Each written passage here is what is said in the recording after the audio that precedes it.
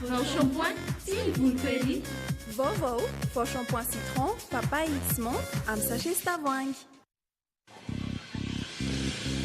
Ankafy amin'ny fotoana rehetra ny sardine Annie. Sardine Annie, tsara tsiro, mora ampiasaina, mora vidy. Soka Vitre, le spécialiste de la menuiserie en aluminium, des volets roulants, des vitres et des rideaux métalliques. Va au shampoing. Sardine Annie. Soka Vitre, manultano ni vovô.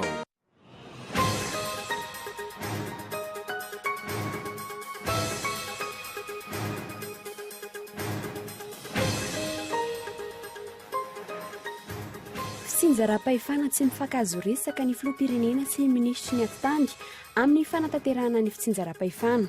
Ny filoha Hery Rajaonarimampiana milaza fa ny fitsinjara-pahefana tena izy no ahafahana miroso amin'ny fampihavana-pirenena. Ankilany, ny minisitra milaza fa mbola tsy misy ny vola hanaovana izany.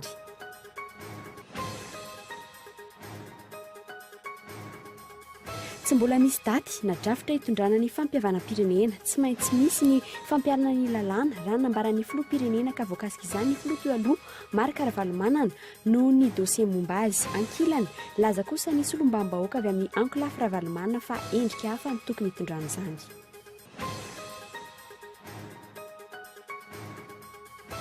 Ray volana sy herinandro sisy tsy ho afa mivezivezy any ivelany intsony ireo manjifa ny fifamoivoizana napakabaka tsy manana passeport elektronika. Io fotoana io sisa no ahafahana manavao ny passeport tsotra teo aloha. Ao aorian'izay mitoa ny fanovana ny passeport fa tsy afa mihoatra ny seranam-piaramanidina ireo mpandeha.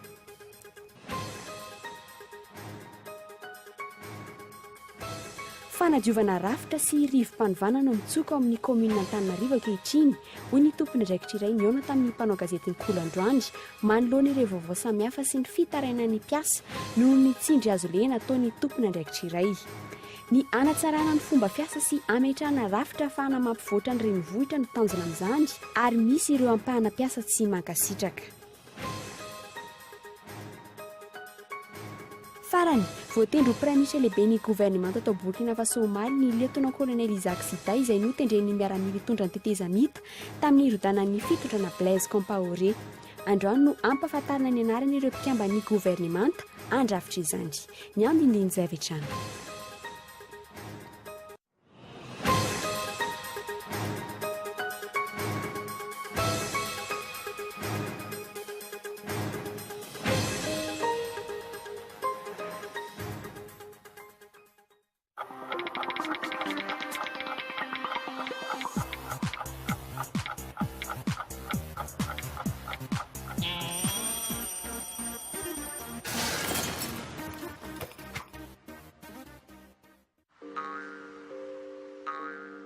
Titanane.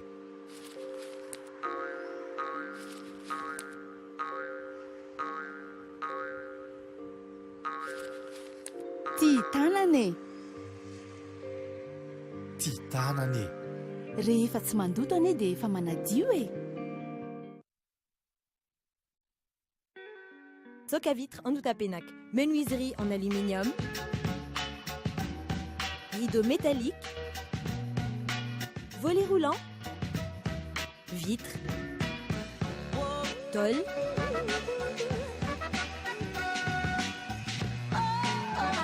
Soka Vitre en Outapenac, 020 22 682 28, 033 11 256 63, Soka Vitre en Outapenac. Très sincèrement à votre service.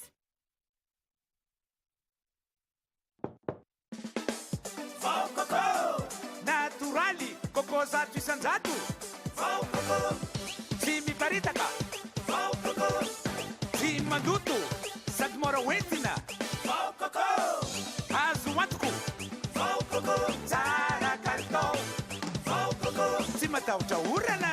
Tsara. Vao coco. Ok. Ya. Mora ampiasaina. Vao coco. Vao coco. Tsara ho zao. Zato ariary.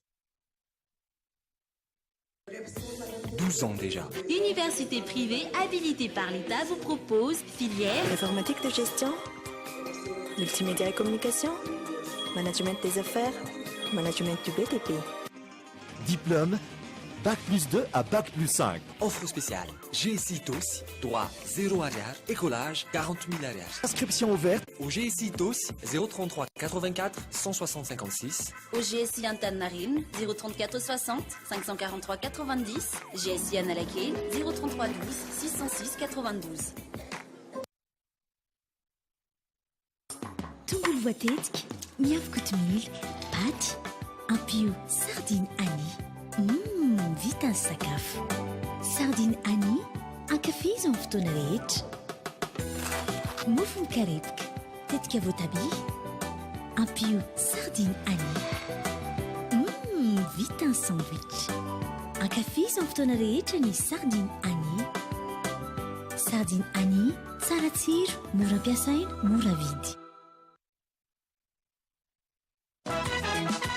Sous le haut patronage de son Excellence, Monsieur Eradonar Mampian, président de la République de Madagascar, Monsieur Koul Roger, Premier ministre, le ministre d'État chargé des infrastructures, de l'équipement et de l'aménagement du territoire, le ministre des Travaux publics, le ministre du Transport et de la Météorologie, le ministre de l'Intérieur et de la Décentralisation organise le Congrès malgache de la route et des transports, 5e édition, les 26, 27, 28 novembre 2014 au CCI VAT. Retrouvez des centaines de stands des opérateurs publics, privés, usagers des routes et des transports, des opportunités d'affaires, d'échanges d'expériences et formations sur la construction et l'entretien routier. Les meilleurs artistes du moment seront à l'animation chaque jour. Divers lots à gagner lors de jeux concours, entrée libre, route et transport pour lutter contre la pauvreté. Sponsor officiel, PIT Imo, Colas, BOA, Airtel, Total, SPAT. Partenaire officiel, Zidex, Technet Group, Sogia. Sponsor, Groupe Gigi, Henri Fraise et Fils, Materoto, Vivo Énergie, Juvina. Ny ray novembre ka hatramin'ny raika amin'ny telopolo desambra tombola lehibe miaraka amin'ny tranombarotra Baolay mety azahoana télévision 3D Chongong 42 pouces sy réfrigérateur iSense.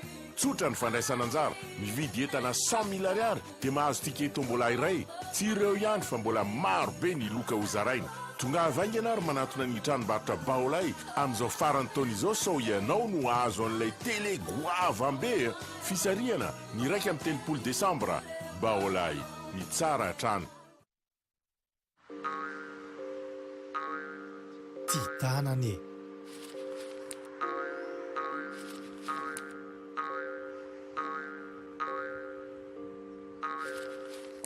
Tia tanany. Tia tanany. Rehefa tsy mandoto ane dia efa manadio e.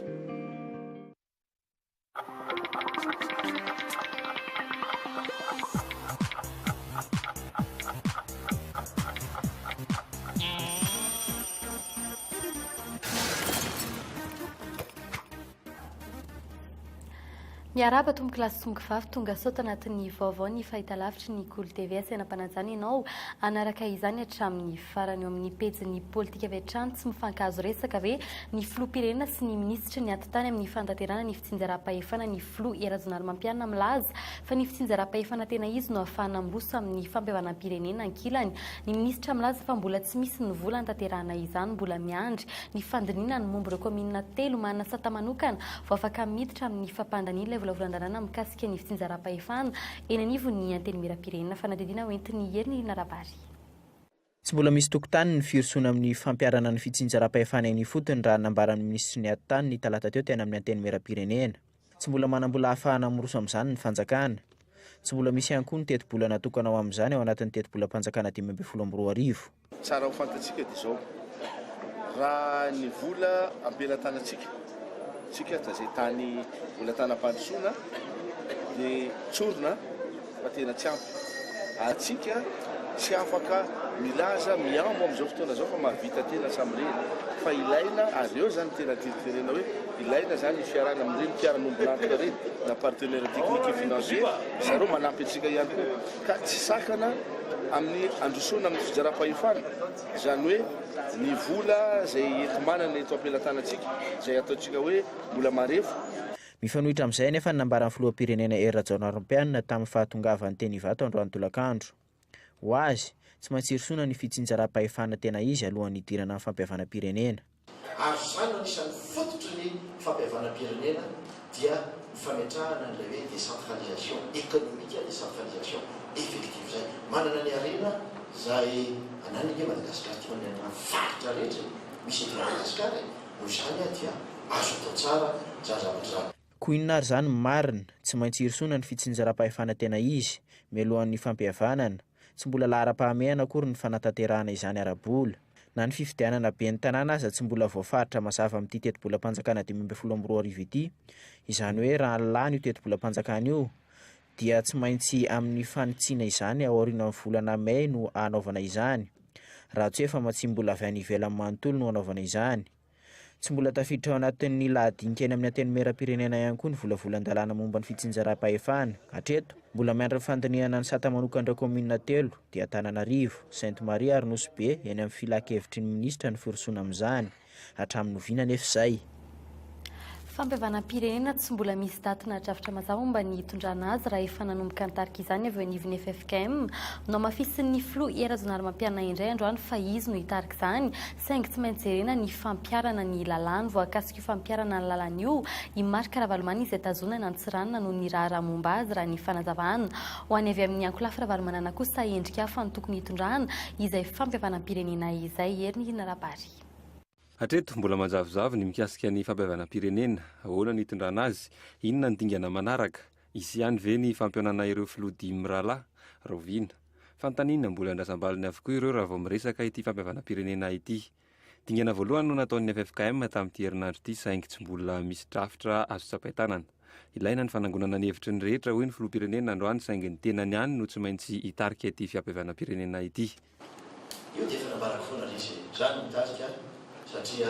efa ela andrasantsika ny fampihavanam-pirenena io mbola tsy mety vita izy misy fotoanany io zany fa zao vao masaka ny fotoana mila mpitarika zany satria betsaka ihany ny fampivitana tao anatin'ilay izy zara lazo hoe za mitarika ke za tsy hoe saharina no fampihavanam-pirenena vahoaka malagasy rehetra zay efa tao dia hiaraka anao an'izany fihavanam-pirenena zany misy nefa ny antokon'olona misy ny ohatra ny FFKM zay efa niadevitra tamin'izy ihany koa ny hevitra tsara rehetra dia izitsika anatanterahana fihavanam-pirenena daholo isan'ny voaresaka manokana ihany koa ny mikasika ny raharaha Ravalomanana ty filoha teo aloha ity izay efa ho iray volana sy tapany izao ny voatazona ny Antsiranana ny herinandro teo ihany koa no tokony nanohizana ny raharaham-pitsarana mikasika ny fitazomana azy ihany saingy hatreto tsy mbola nitoy izany misy didy hitazomana azy ihany hoy ny filoha-pirenena nefa tsy maintsy hirosona ny fampihavanana misy manontany aiza ny didy zay hitsivolana na ny didy hanjakana na ny didim-pitsarana am'izany misy zany fa tsy hoe alapopika tsy didy-pare akory ka dia hoe oraisina fotsiny olona anankiray dia apetraka fanjakana tandanana isika manaraka atsaka ny sadavany am'izany miadevitra zay atao tamin'nyfandemanjana efa lazaiko hoe misokatra ho anareo misokatra ho azy ny varavarakely ny fihavanam-pirenena ao ny lalana tokony anaovana an'izany tokony angataka an'izany izy ary tokony anaiky an'izany koa ianareo anaiky an'izany koa izy hoe ao ny lalana tao anatin'ny tavabolana izao tsy nahenonina feo firintsony ireo olona akaiky ity filoha teo aloha ity tsy fantatra izay tena antony mazava na tonga ny ahiany petraka ny amin'ny hoe nisy fifanarahana miafina ve tany ho any mikasika ity resaka fampihavanam-pirenena ity kosa laza izy ireo fa mbola lava ny lalana tongavana amin'izany raha izao fomba hitondran'ny FFKM azy zao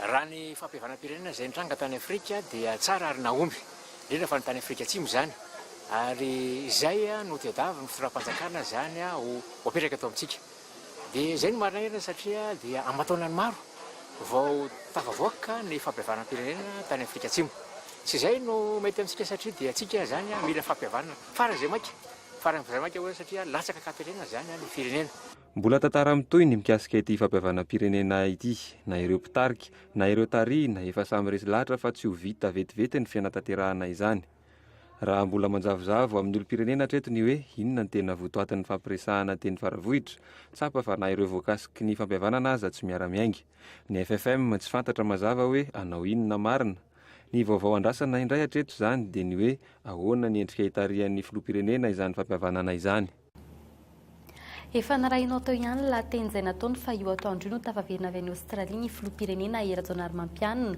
Fivoriana mikasika ny fitantanana ny arena voajanahary na an-dranomasina na tanety nodinina nandritra izany valan-javaboary hatramin'ny 1.7 tapitrisa hektara no fantatra faharovana eto amintsika taorian'ity fivoriana ity misa zato ireo valan-javaboary arovana isokatra ny faran'ny volana May 2024 ireo ary vola mitetina 50 tapitrisa dolara no voatokana amin'izany isan'ny atao ihany koa ny fanaraha-maso ireo andramena eto amintsika raha ny voalaza ny filoham-pirenena teny ampatongavana androany.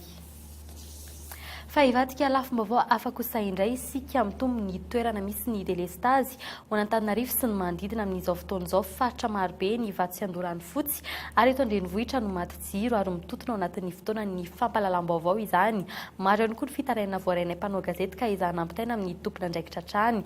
Efa nirotsaka andro maromaro ny orana mbola tsy fampindrano foana ve ny olana hatrany amin'ny 70 tapitrisa ny fatra manodidina 70 isanjato ny fatra manodidina Antananarivo no tapaka farafahakeliny 20 minitra miverimberina tapaka adiny roa ary mahatratra amin'ny 9 ora zany ho an'ny faritra hafa mitarena araka izany ny mpanjifa ny orinasa mpanjakana Jirama.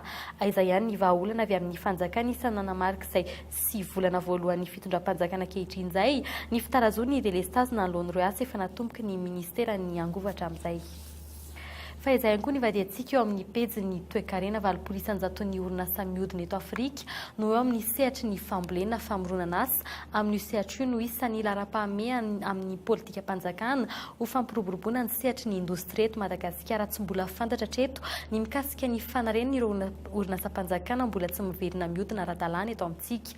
Etsakilany nampidinina 5.0 isanjato ny hetra alaina amin'ny etam-barotra avy any ivelany eo amin'ny lalàna mifehy ny teti-bola-mpanjakana ho an'ny taona 5 arano fanatetiny. Tato anatin'ny telo volana farany nahitana fihenana hatramin'ny 7.4 isanjato ny famoronana orinasa teto Madagasikara araka ny tatitra navoaka ny Instat farany. Raha 3.7 ny orinasa niorina ny volana Jolay ny hatramin'ny 2.9 izany ny volana Septambra. Ny 20 isanjato ny orinasa eto Afrika dia eo amin'ny sehatra ny fambolena avokoa raha toa ka 70 isanjato ny asa eto amintsika no amin'io sehatra io. Ny sehatra ny fambolena araka izany no ampiroboroboan'ny famoronana asa raha ny politika industrielle apetraka amin'ny fanjakana. Io ange tsy maintsy atao miaraka io zany misy fiaraha-miasa ny entre ny ministère anankiroa. Ny agroalimentaire zany efa mitoko misy ohatrany hoe misy fambolena maïs, dia aveo transformation, misy fambolena blé zany dia misy atao farine. Misy efa misy zany fa zany hoe sy développé vatsika tsara le izy.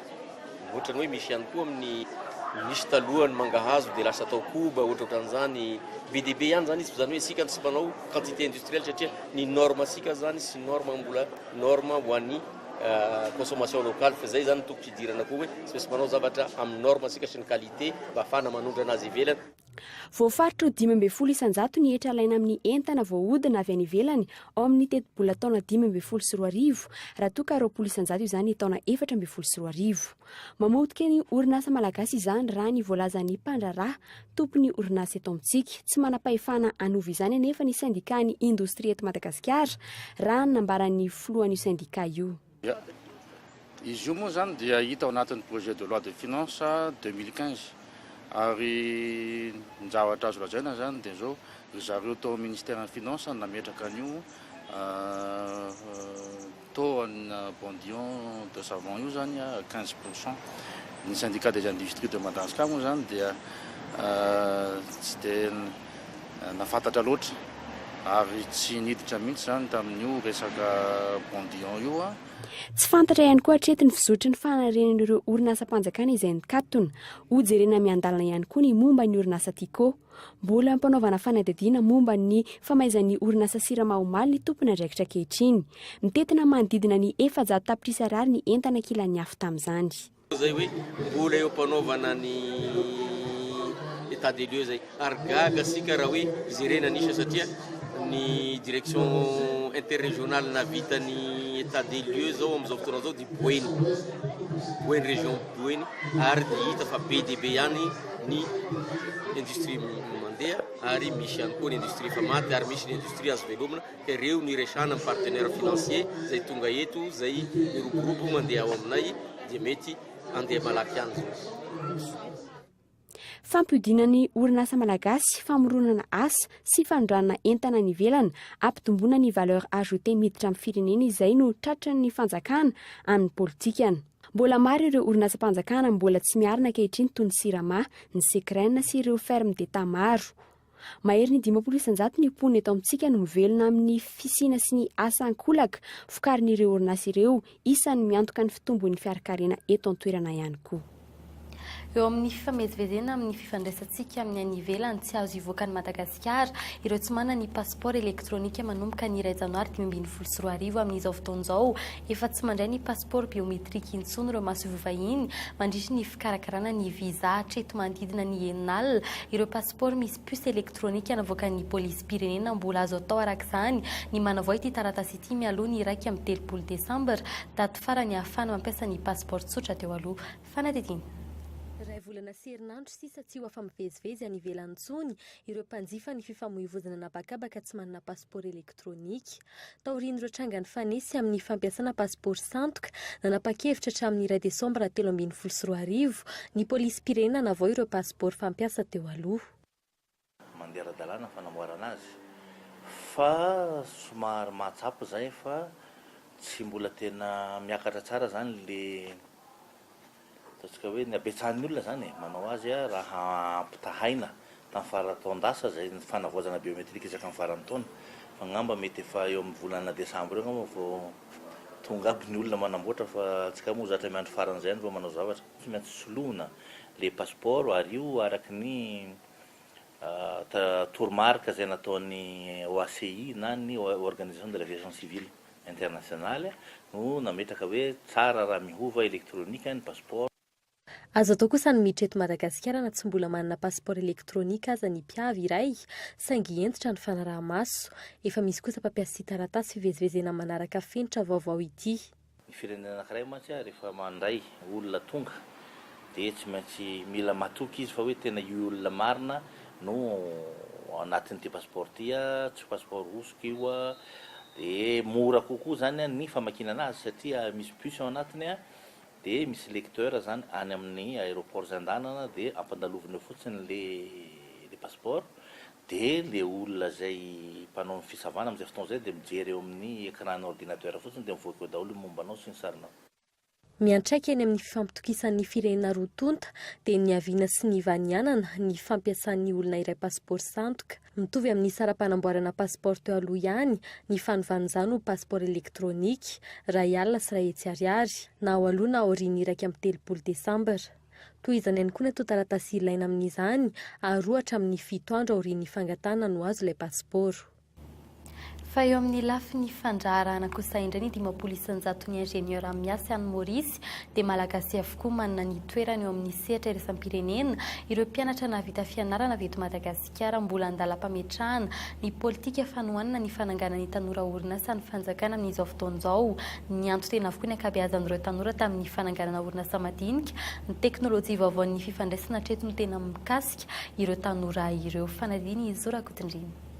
Anjato ny isa-taona ny tanora mahavita fianarana mivoaka amin'ny Université Mpanjakana. Miasa sy mitady volana ivelany avokoa ny ankabeazan'izy ireo amin'izao fotoan'izao. Mbola efa 100 monja izy ireo hatreto no efa mitady fanampiana amin'ny fananganana orinasa eto amintsika. Tsy ampy le fanampiana ny tanora.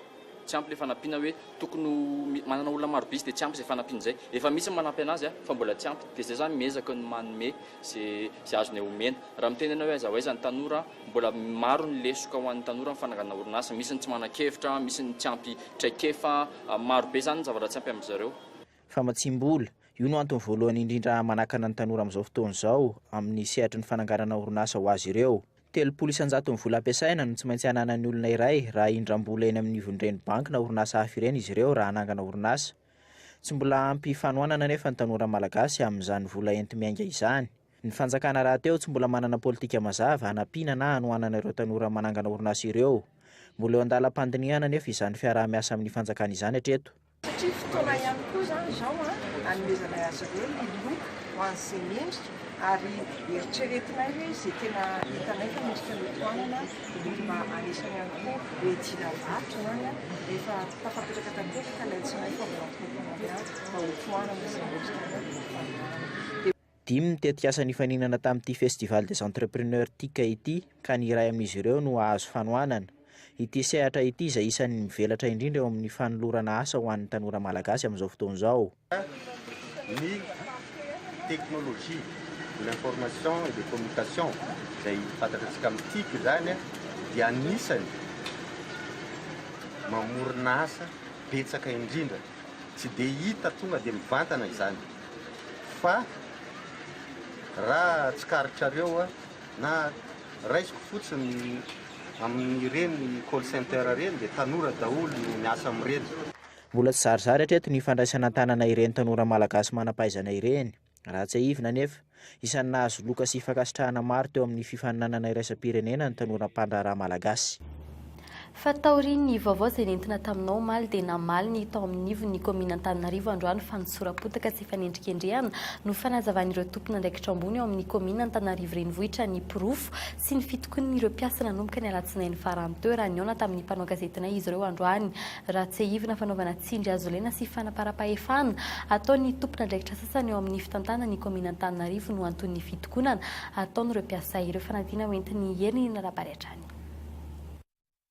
Taorian'ny fitokonana nataon'ireo mpiasan'ny tanàna Antananarivo renivohitra ny alatsinainy lasa teo nandeha ny feo fa misy fanaovana hery famoretana sy tsindry azo lena miatra amin'ireo mpiasa. Maromaro ireo rarana voatontonona ny tompon'andraikitra sasany ao raha ny vaovao avy amin'ireo ampahan'ny mpiasa hatrany.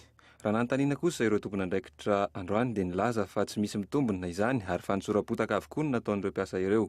Fametrahana fomba fijery vaovao sy fomba fitantanana vaovao ny tanàna Antananarivo renivohitra no nentin'izy ireo raha ny fanazavana azo hatrany.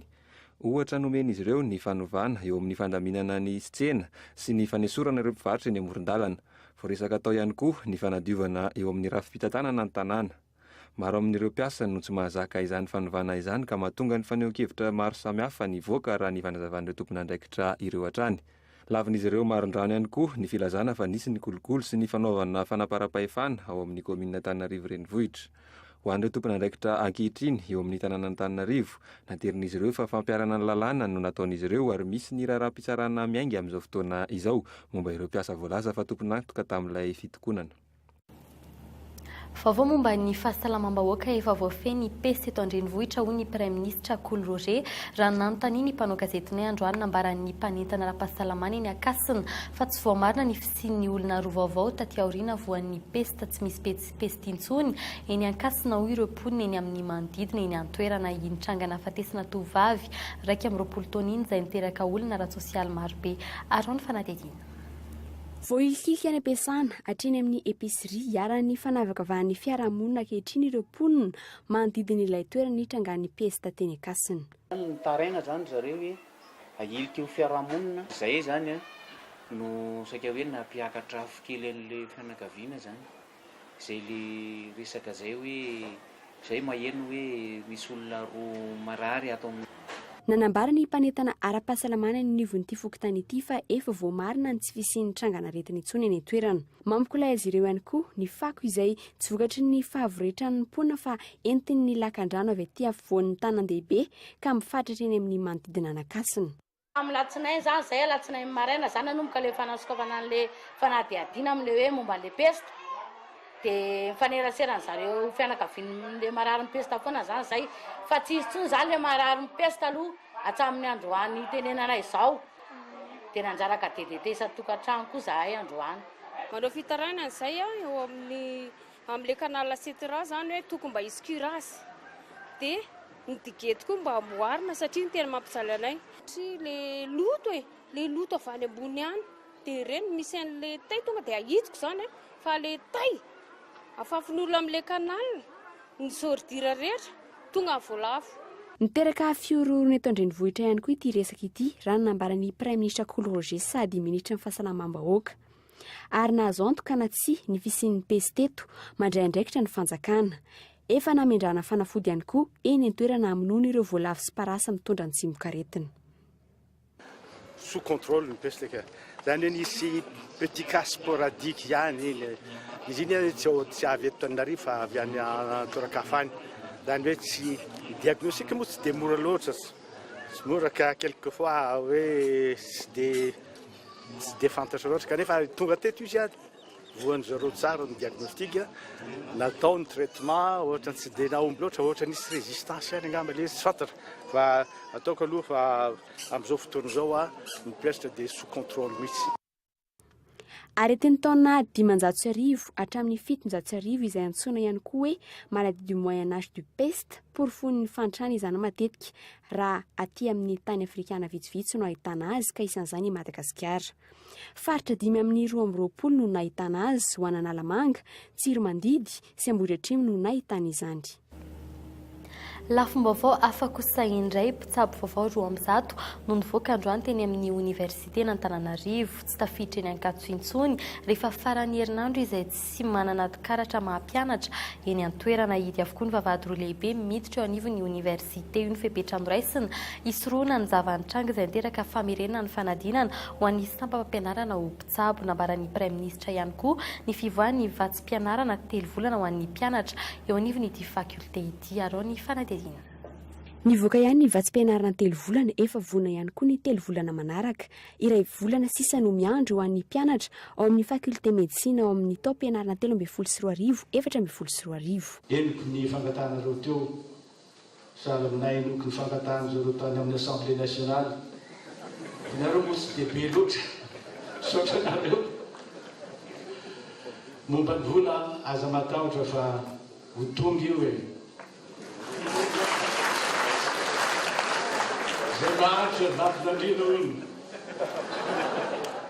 Ankoatr'izay manoloana ny idiran'ny olo tsy fantatra na ny amban'izy ireo ny taratasy-panadinana ka nameren'izany ho amin'ny mpianatra 770 mahery niemotra ny taom-pianarana manaraka ho an'ny première sy deuxième année. Araha-masy manokana ny fidirana sy ny fivoahan'ny université manomboka izao eto Antananarivo.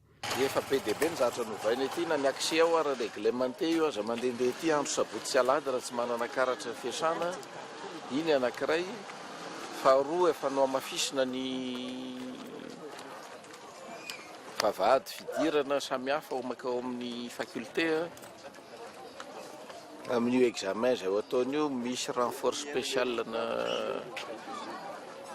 avy any ivelany io nalaina. Tsy ny faculté de médecine ihany fa ny université n'Antananarivo mihitsy nandray fepetra hanamafy ny fiarovana ny université iray manontolo fa manokana ny ao amin'ny faculté de médecine dia misy fiarovana manokana ao faculté de médecine raha fitantainana noho izany no miandry ireo mpianatra mpitsabo vao manomboka.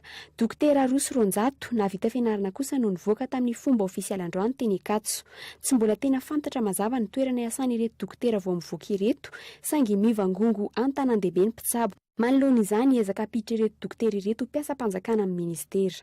Atao izay mba hirekritiavana izy rehetra mihitsy satria tsy ampy ny mpitsabo eto amintsika ary zany dia atao lara-mampamena mihitsy ao amin'ny faculté ao amin'ny ministère de la santé ny recrutement ireny.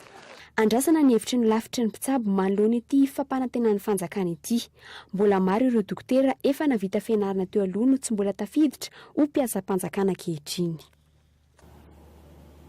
Fananao hetsika ho fampafatarana ny izon'ny ankizy androany plateforme société civile pour l'enfance na ny PFSCE teo anoloany lapantanantanarivo hetsika izay toana ny UNICEF ny Helvetas ny Repoblika Frantsay hetsika hoentina nairana ireo mpitondra fanjakana mba hitsinjovana manokana nizofototry ny ankizy hetsika takisa ihany koa natao dia tsy atanina renina hetsika nanomezana fahalalahana ny ankizy aneo hevitra tamin'ny alalan'ny zavakanto fananana fampitenena ny ankizy ary fananganana tahirim-bola ho an'ny zavakanto ny ankizy androany no nankalazana ny andro iraisam-pirenena ho an'ny zo ny ankizy. Fatahaka ny mahazatra nakatonatsika ny fampalam-baovao amin'ny tianio ity maresaka avy any ivelany manamafy hatrany ny toerana eo amin'ny fitondrana ny tafika Burkina Be voatendro praiminisitra lehiben'ny gouvernemanta atao Burkina Faso Mali ny lieutenant colonel Isaac Zida izay notendreny miaramila hitondra ditezamita tamin'ny nirotana ny fitondrany Blaise Compaoré toerana izay tsy ankasitrany ankamaroan'ny vahoaka ny antoerana fanadihadiana eo amin'ny sarin'ny France 24. Taoriny ny fanendrena azy eo amin'ny toeran'ny praiminisitra ao Burkina Faso iroso avy hatrany amin'ny fanendrena ny mpikambana handrafitra ny gouvernemanta tariny androany ny lieutenant colonel Isaac Zida. Omaly nanao antsoavy ny fianakaviam-be iraisam-pirenena izy hanampy ny gouvernemanta izay tarihany. Gouvernemanta izay ampafantarina pahibe maso anio. Ny fanendrena azy eo amin'ny toerana ity anefa tsy mifanaraka tamin'ny eritreritry ny fianakaviam-be iraisam-pirenena izay nendrandra gouvernemanta tarihana sivily taoriny fialan'ny filoham-pirenena Blaise Compaoré Traoré teo amin'ny fitondrana ny iraika amin'ny 30 oktobra lasa teo. Etsekilany mizarazara ihany koa ny hevitr'ireo olon-tsotra manoloana ity fanendrena tafika eo amin'ny toeran'ny Prime Ministre ity.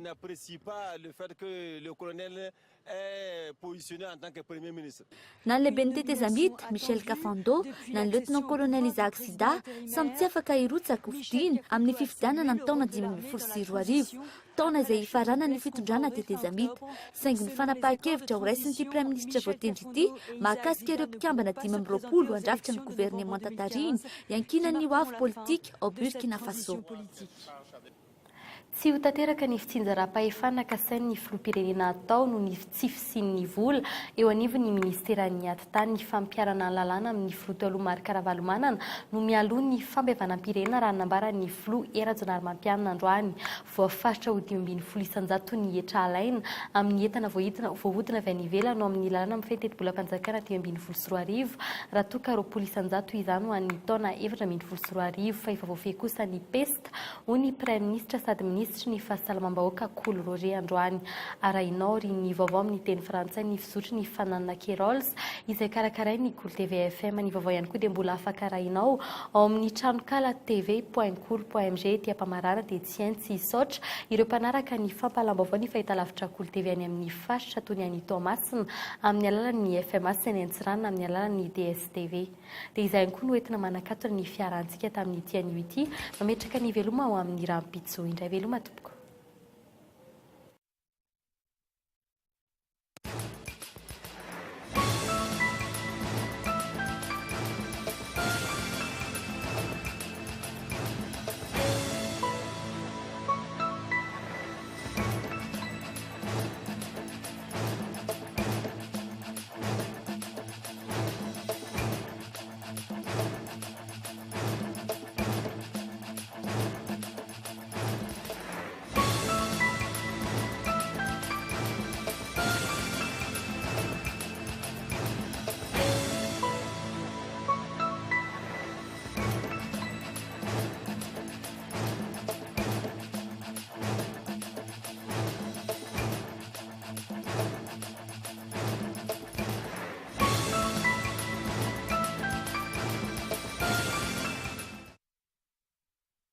Vao shampoing si volo pery. Vao shampoing citron, papaye mixement amin'ny sachet tavoahangy. Ankafizy amin'ny fotoana rehetra ny sardine Annie. Sardine Annie, tsara tsiro, mora ampiasaina, mora vidy. Socavitre, le spécialiste de la menuiserie en aluminium, des volets roulants, des vitres et des rideaux métalliques. Ny fampahalalam-baovao ny Cool TV dia niarahanao tamin'ny Vao shampoing, sardine Annie, Socavitre,